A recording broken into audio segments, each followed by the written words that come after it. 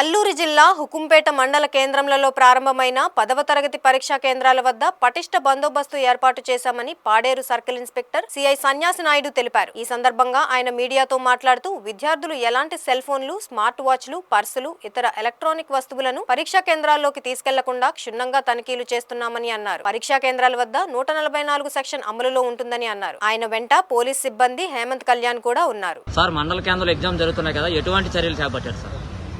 మనకి మొత్తంగా హుకుంపేట మండలంలో 4 సెంటర్లు ఉన్నాయండి.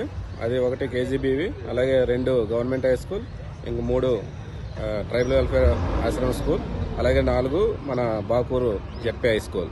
ఈ 4 కూడా పటిష్ట బందోబస్తుతో పాటు ఎగ్జామ్స్ నిర్వహించడం జరుగుతుంది. గౌరవ ఎస్పీ గారి ఆదేశాల మేరకు, కలెక్టర్ గారి ఆదేశాల మేరకు ఆల్రెడీ 144 సెక్షన్ కూడా ఉంది. దయచేసి ప్రతి ఒక్కరూ గమనించాల్సిన విషయం ఏంటంటే ఎగ్జామ్ సెంటర్కి 100 మీటర్స్ వరకు కూడా ఎవరు రావడానికి వీల్లేదు, అలాగే ఎటువంటి వెహికల్స్ కూడా రావడానికి లేదు.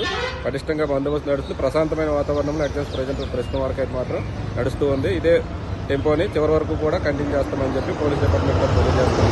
దయచేసి ఎటువంటి అవాంఛనీయ సంఘటనలకి ఎవరు కూడా పాల్పడకూడదు. ప్రశాంత వాతావరణంలో జరిగే విధంగా అందరూ సహకరించాలని కోరుకుంటున్నాం. ఇక్కడంతా ప్రశాంతంగానే ఉందండి. అంతా చివరి వరకు ఇదే విధంగా కొనసాగుతుంది. ఏవైనా ఎటువంటి జరిగితే ఊరుకునేది లేదు. అంతా ప్రశాంతంగానే జరుగుతుంది. 12:30 వరకు ఎగ్జామ్ అనేది జరుగుతుంది అనమాట. దాని తర్వాత పేపర్లు ఇవన్నిటిలో మేము ఎస్కార్ట్ చేస్తాం.